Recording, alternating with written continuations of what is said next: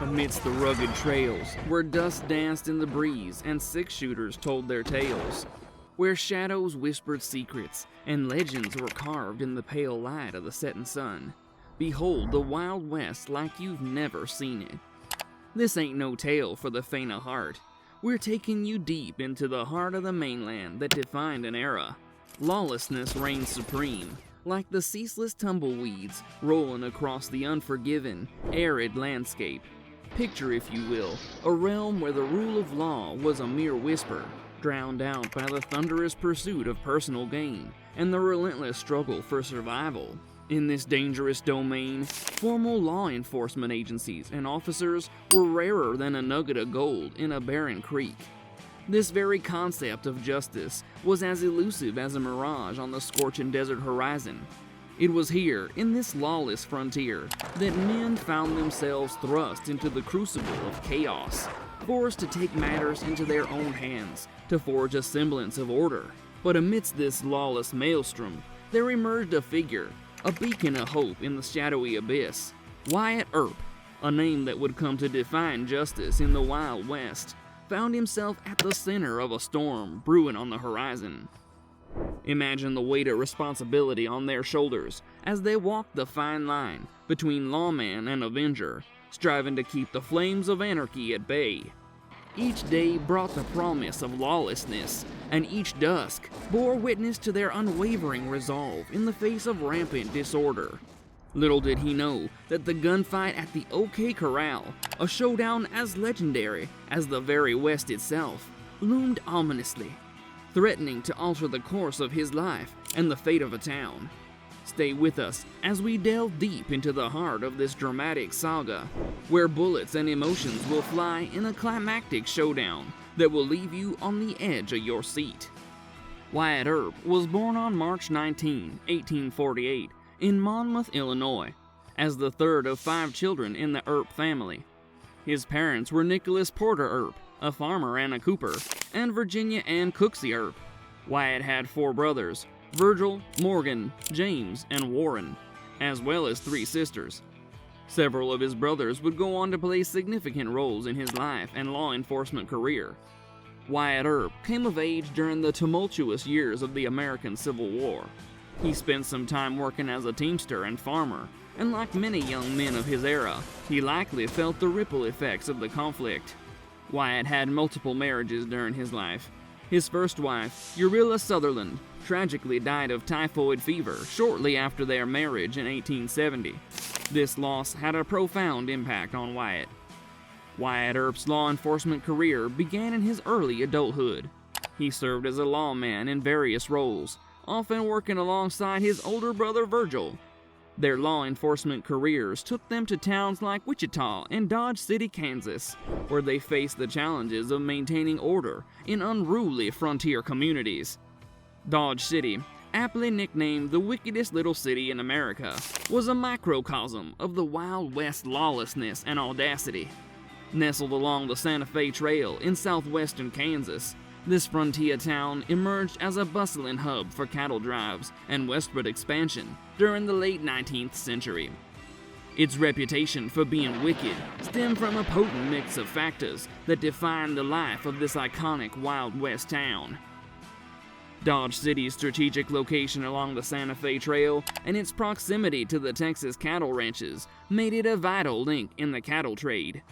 It earned the moniker Cattle Capital of the World for its role in the cattle industry. Thousands of longhorns were herded into town, ready to be shipped eastward via the railroads. The influx of cattle drives and cowboys created an unmistakable atmosphere of rowdiness and adventure. Saloons, gambling houses, and brothels sprang up to cater to the needs and desires of these trail-weary cowhands. The streets buzzed with energy, and the sounds of revolvers being cocked and cards being shuffled.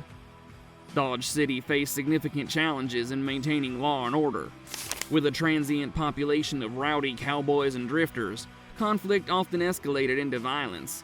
The town's lawmen, including figures like Wyatt Earp and Bat Masterson, found themselves in the unenviable position of keeping the peace in a place where chaos lurked around every corner. Dodge City was home to some of the most famous saloons and gambling establishments in the West. The Long Branch Saloon, the Alhambra Saloon, and the Lady Gay Saloon were just a few of the infamous watering holes that attracted a colorful cast of characters. Dodge City saloons were famous for the beautiful and charismatic saloon girls who worked there. These women added an element of glamour and allure to the Wild West's often rough and tumble atmosphere. Some of the most famous Dodge City saloon girls included Dora Hand, known for her singing and beauty, and Squirrel Tooth Alice, who earned her nickname for her captivating smile. The combination of alcohol, gambling, and often passionate personalities led to dramatic confrontations in Dodge City saloons. Shootouts were not uncommon, and lawmen like Wyatt Earp often found themselves in the middle of these high-stakes showdowns. One of the most famous saloon duels in Dodge City's history took place between two notable figures of the Old West, Luke Short and Dave Tutt. This showdown, known as the Dodge City Saloon Duel, became an iconic moment in the annals of the Wild West. Luke Short, a well-known gambler and former friend of Wyatt Earp, had a dispute with Dave Tutt over a gambling debt. Tutt had reportedly won a pocket watch from Short in a poker game and was flaunting it around town. The tension between the two men escalated when Tutt began wearing Short's pocket watch, which Short claimed he had left as a collateral for the debt. Short confronted Tutt and demanded the return of the watch. Tutt refused and the disagreement simmered, drawing attention from the townsfolk. On July 27, 1878, in the streets of Dodge City, Short and Tutt squared off in a classic Old West showdown. Each man stood about 75 yards apart, armed with Colt revolvers. As the townspeople watched in suspense, the two men drew their guns almost simultaneously and fired. Tutt's shot missed, but Short's shot struck Tutt in the heart, fatally wounding him. Luke Short was arrested and charged with manslaughter, but he was later acquitted in a trial. The verdict was influenced by the belief that Short had acted in self-defense and that Tutt had been the aggressor. The Dodge City Saloon Duel became a famous example of a quick-draw gunfight, a defining image of the Wild West. The Dodge City Police Commission was a unique and historic attempt to restore law and order in the notorious, rowdy, and lawless town of Dodge City, Kansas, during the late 19th century. This commission, which included prominent figures of the Old West, sought to bring stability to a town teetering on the edge of chaos.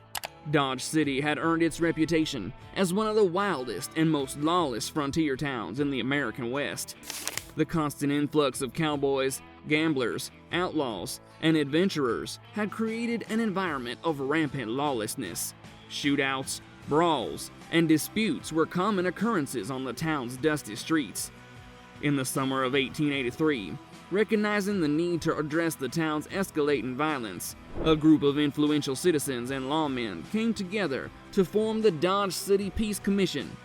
This voluntary commission was formed to negotiate peace among the feuding factions and to establish a more civilized and orderly way of life in Dodge City. Key members. The commission's membership included some of the most iconic figures of the Old West. Wyatt Earp, the legendary lawman and gunfighter, known for his involvement in the gunfight at the OK Corral, played a central role in the commission. He was a staunch advocate for restoring law and order in Dodge City. Bat Masterson, another renowned lawman and a close friend of Wyatt Earp. Bat Masterson served as the city marshal of Dodge City and was instrumental in the commission's efforts.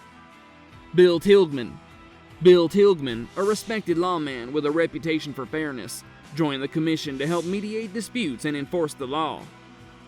Achievements and impact. The Dodge City Peace Commission worked diligently to mediate conflicts, establish curfews, and encourage a more peaceful atmosphere in Dodge City. The commission's presence and authority helped quell some of the rampant violence and lawlessness that had plagued the town. One of the notable achievements of the commission was the disarmament of the cowboys who frequented Dodge City. They imposed a policy that required all visitors to check their firearms upon entering the town, which significantly reduced the likelihood of gunfights erupting in the streets. While the Dodge City Peace Commission did not completely eliminate lawlessness, it represented a significant step toward creating a more civilized and safer environment in the town.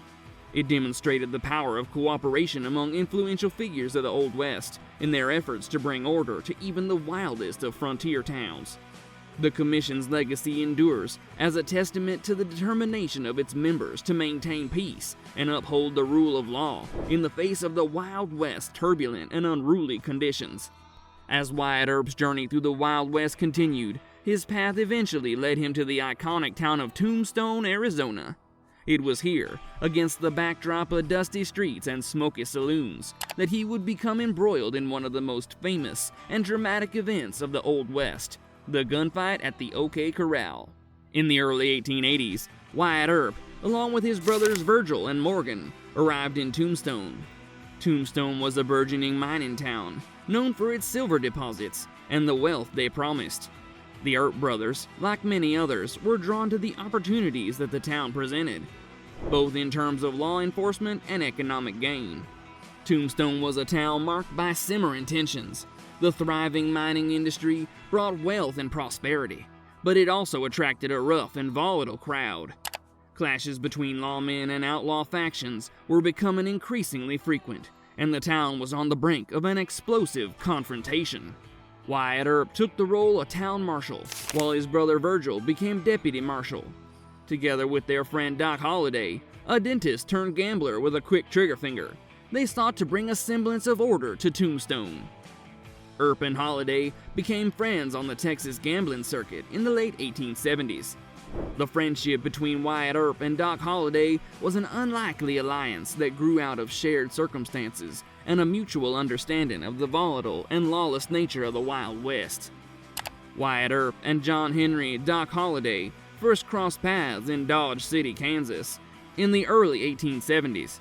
At this time, Dodge City was a rough-and-tumble cow town known for its lawlessness, and both men found themselves in the town's law enforcement and gambling circles.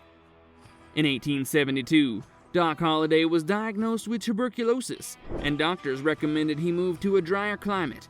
He went to Dallas in 1873 and partnered with another dentist. However, Holliday soon turned his attention from fixing teeth to drinking and gambling.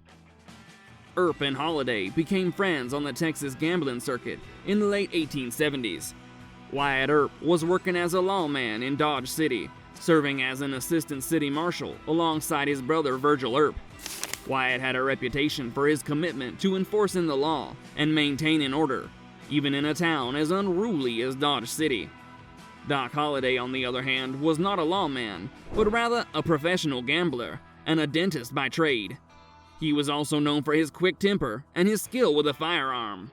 Holliday was often drawn into conflicts, and his reputation as a deadly gunfighter began to take shape. Despite their different roles in Dodge City, Wyatt Earp and Doc Holliday found a common bond in the face of lawlessness and violence. They both recognized the need for law and order in a town teetering on the edge of chaos. They also shared a sense of justice and a willingness to confront outlaws when necessary. Over time, Wyatt Earp and Doc Holliday's friendship deepened. They had each other's backs in confrontations with unruly individuals and outlaw elements in Dodge City. Their loyalty to one another was born out of a shared sense of duty and a mutual respect for each other's skills and determination. The friendship between Earp and Holliday continued to solidify, and it played a pivotal role in their decision to move to Tombstone, Arizona in the early 1880s. Tombstone was a town rife with tensions and conflicts, and both men saw an opportunity to bring law and order to the community. The stage was set for the gunfight at the OK Corral, a showdown of epic proportions that would etch itself into the annals of Wild West history. In the backdrop of Tombstone, a town simmering with tensions as fiery as the Arizona sun, emotions ran as high as the stakes. The feud between the Earps and the Clanton-McLaury gang can be traced back to a series of personal disputes, confrontations, and long-standing animosities that gradually intensified over time. Cattle ranching was a significant economic activity in the Tombstone region, and disputes over cattle ownership and grazing rights were not uncommon. Wyatt Earp and his brothers were involved in various cattle-related businesses, and this brought them into conflict with the members of the Clanton-McLaury gang, who were also connected to the cattle industry. Disputes over stolen or disputed cattle added fuel to the fire. Gambling was a popular pastime in Tombstone, and Doc Holliday, a close friend of the Earps, was known to frequent the gambling tables. Several members of the Clanton McLaury gang were also gamblers. Disputes often arose over gambling debts and accusations of cheating, leading to heated confrontations and personal vendettas. Tombstone was not only a mining and cattle town, but also a place of political intrigue. The Earps and their allies were aligned with the Law and Order faction, advocating for strict enforcement of ordinances and regulations. In contrast, the Clanton McLaury gang and their associates often aligned with a more lawless element that resisted such regulations. These political rivalries added a layer of tension to their conflicts. Tensions had been building for days, each confrontation stoking the fires of anger and resentment. The very air was charged with an electric, almost palpable intensity. The townsfolk held their collective breath, a chorus of whispers echoing their unease. And then it happened. In that narrow alleyway, the emotions reached their zenith, a crescendo of fury and defiance. Words, fired like bullets, hung in the air like the ominous storm clouds that had gathered overhead. In an instant, the world erupted into chaos and turmoil. On one side stood the Earp brothers, Wyatt, Virgil, and Morgan, accompanied by their close friend and ally Doc Holliday. They were resolute, their expressions steely, and their weapons holstered but at the ready. Facing them were the Clanton and McLaury brothers, Ike Clanton, Billy Clanton, Tom McLaury, and Frank McLaury.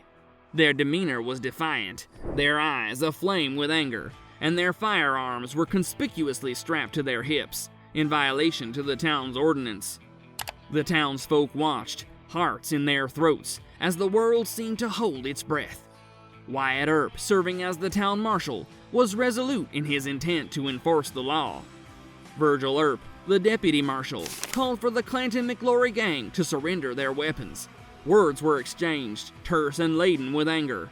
Threats were made, and pride and honor hung in the balance. In those agonizing moments, it felt as if the entire town held its breath, waiting for the inevitable eruption. And then it happened. Gunshots rang out like thunderclaps, shattering the tension and filling the alley with acrid smoke. The world became a chaotic maelstrom of noise, gunfire, and shouting. The seconds stretched into eternities as bullets found their marks, and men on both sides staggered under the impact. Virgil and Morgan Earp were wounded in the crossfire, but Wyatt and Doc Holliday, their resolve unshaken, fought on. In the span of a mere 30 seconds, the landscape of Tombstone and the lives of those involved were forever altered. As the echoes of gunfire faded, the OK Corral stood as a silent witness to the tumultuous events that had just transpired. 3 members of the Clanton McLaury gang, Bill Clanton, Tom McLaury, and Frank McLaury, lay dead, while Virgil and Morgan Earp were nursing their wounds. Afterwards, the Earps and Holliday were arrested for murder. In late November 1888, they were exonerated in court. A month later, gunmen tried to murder Virgil Earp outside of Tombstone Saloon. He survived, but sustained serious injuries to one arm. Wyatt, who'd been appointed a deputy U.S. Marshal, organized a posse to go after the Clanton family. Ike Clanton and another brother surrendered to law enforcement, and charges against them in connection with Virgil's shooting were dropped. In March 1882, gunmen killed Morgan Earp while he was with Wyatt at a Tombstone pool hall. Exacting revenge, Wyatt and his posse murdered several cowboys. These killings tarnished Wyatt's reputation in Tombstone, and he soon fled. After leaving Tombstone in 1882, Earp moved around the West, laying low and supporting himself through gambling. By the late 1880s, he was living in San Diego with his companion, Josephine Marcus, a New York City-born actress he met in Tombstone. In California, Earp trained racehorses and organized and promoted prize fights. Earp died at his home in Los Angeles, possibly of chronic cystitis, on January 13, 1929, at age 80. His longtime companion, Josephine, she called herself Josephine Earp, although there's no record they were ever married, had his cremated remains buried at a cemetery in Colma, California. Earp, who had no children, was the last surviving participant of the OK Corral gunfight. In his later years, he'd consulted on Hollywood westerns and gotten to know various actors and directors. His funeral was attended by such celebrities as Western film star Tom Mix, who served as a pallbearer. After his death, Earp was portrayed by Hollywood as a heroic lawman.